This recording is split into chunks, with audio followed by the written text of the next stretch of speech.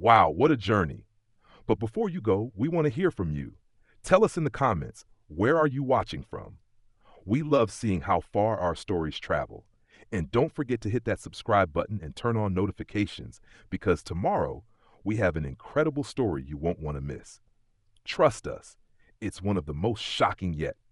So drop your location in the comments, subscribe, and we'll see you tomorrow for another unforgettable tale. A freezing child whispered, "Don't touch it." Then everything went wrong. It was a bitterly cold morning in the quiet town of Millbrook, Maine. The streets were covered in fresh snow, the kind that crunched under your boots with every step. Ryan Walker, a 38-year-old bakery owner, stepped outside to begin his usual morning routine. He loved this time of day, the peaceful silence before the town woke up, the scent of freshly baked bread drifting through the crisp air. As always, he grabbed his snow shovel and began clearing the entrance to Sweet Haven, his bakery. But just as he lifted his first scoop of snow, something caught his eye. Right in front of his shop, a large cardboard box sat partially buried under a thin layer of frost. It looked old, its edges softened from moisture, one of the corners slightly torn. Ryan frowned. Who would leave a box out here in this weather? He leaned down, brushing away the snow, and carefully lifted the lid. His breath caught in his throat. Inside, 4 small children huddled together, their tiny bodies shivering violently.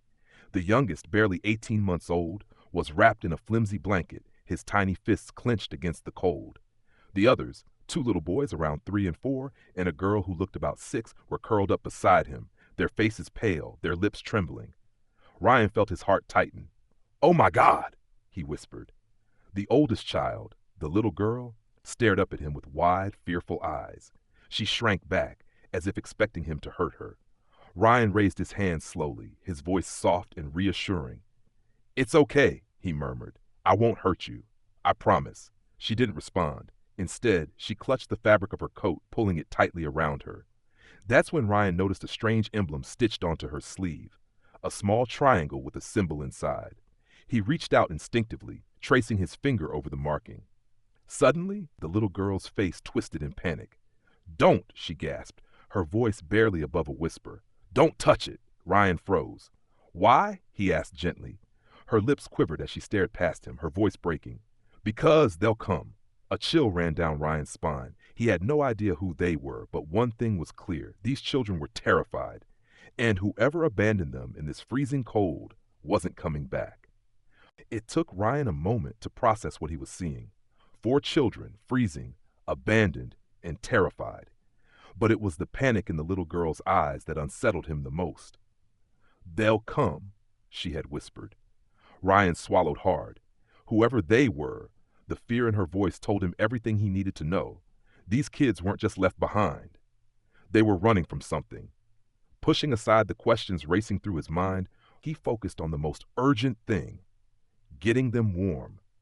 Carefully, he lifted each child into his arms and carried them inside.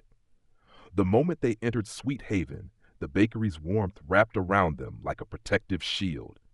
He hurried to grab blankets, wrapping each of them up as they huddled together near the heater. Ryan rushed to the kitchen, filling mugs with warm milk and grabbing soft rolls from the counter. When he placed them in front of the children, the younger ones hesitated before reaching for the food. But the oldest girl, Emily, kept her eyes locked on the window, her small hands trembling around the cup. Ryan sat down across from her. "Emily," he said gently, testing the name she had whispered when he asked, "do you know who left you out there?" She didn't answer. "Did someone hurt you?" At that, she flinched. Ryan exhaled, his hands tightening into fists. Someone had hurt them. Someone had left them out there, in the freezing cold, like they were nothing. His stomach twisted with anger, but he forced himself to stay calm. These kids had already been through enough. Reaching for his phone, he called the only person he knew would have answers: Sarah Mitchell, his closest friend and one of the best detectives in town. She picked up on the second ring. "Ryan, what's wrong?" "I need you here. Now," he said, keeping his voice steady. "It's serious. Talk to me. I found 4 kids outside my bakery. Someone left them there in a box. They're scared, and there's something else." He lowered his voice. "They have symbols on their clothes, strange ones." There was a long pause. Then Sarah's voice dropped, filled with a tension that sent chills down his spine.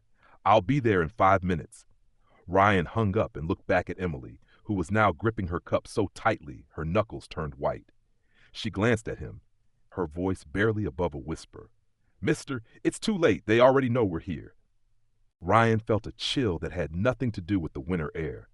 Emily's words echoed in his mind. "They already know we're here."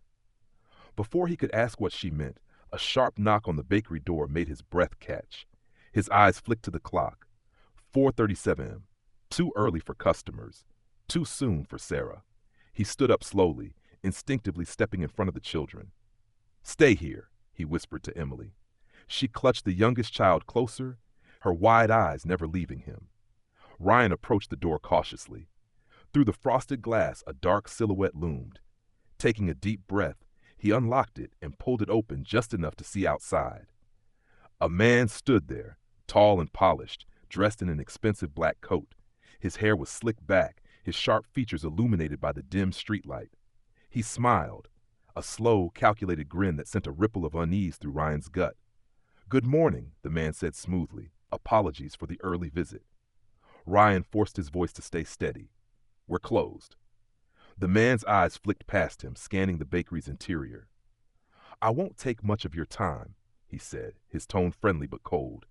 "I was passing through town and heard your bakery is the best in Millbrook. Thought I'd stop by for something warm." Ryan didn't move. He wasn't buying it. Something about the way the man looked past him, rather than at him, told Ryan everything he needed to know. This wasn't about pastries. Before he could respond, Sarah's car pulled up outside. She stepped out, her badge already in hand. The man's smile faltered.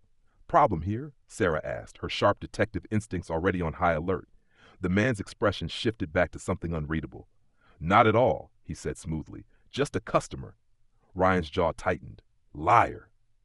Sarah took a step closer. "Funny, most customers don't stare through the windows before knocking." The man chuckled, as if amused. Then, with a slight nod, he stepped back into the shadows. "Maybe another time," he said before walking toward a sleek black SUV parked down the street. Ryan watched as the car disappeared into the night. Sarah turned to him. "Who the hell was that?" Ryan exhaled, his hands still clenched. "I don't know," he said, his voice low. "But I think he's the reason those kids are running."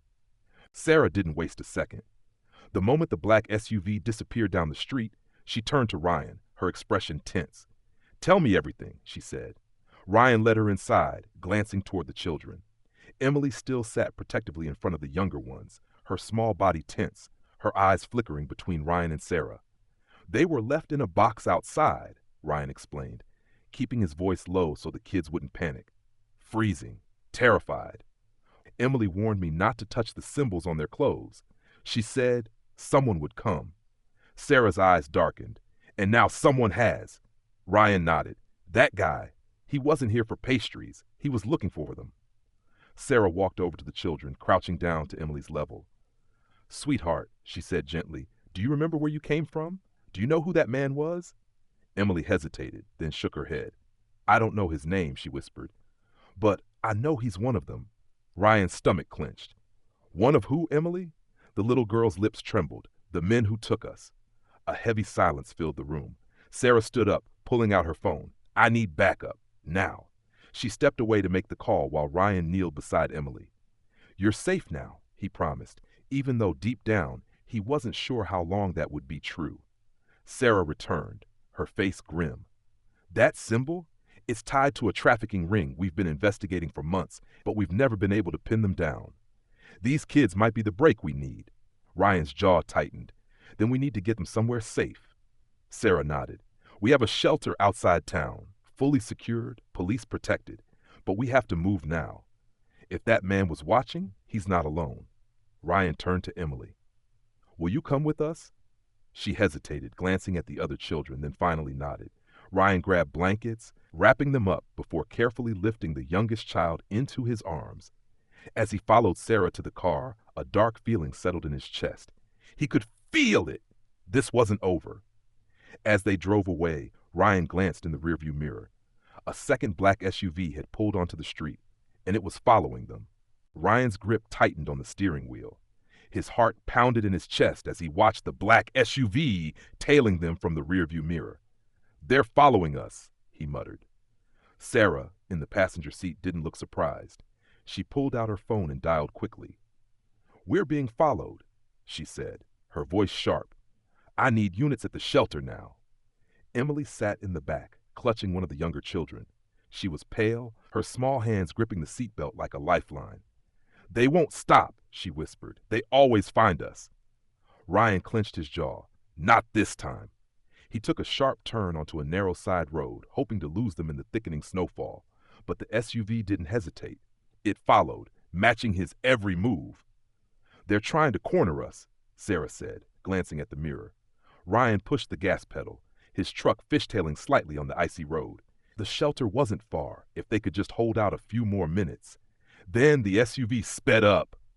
"Damn it," Ryan growled. Suddenly, blue and red flashing lights cut through the darkness ahead. 2 police cruisers were waiting at the entrance of the shelter. As soon as Ryan's truck barreled toward them, the cruisers swerved into position, blocking the road. The black SUV slammed its brakes, tires screeching against the ice. Sarah whipped around. "Get the kids inside, now!" Ryan didn't hesitate. He threw the truck into park, yanked open the door, and rushed to the back seat. "Come on, Emily," he urged. He scooped up the smallest child while Emily helped the others out. Officers were already moving in, guns drawn, shouting orders. The men in the SUV didn't even try to fight. They sped off, disappearing into the night. Ryan exhaled, his hands still shaking. Sarah walked up beside him, watching the taillights vanish. "They won't run for long. We'll find them."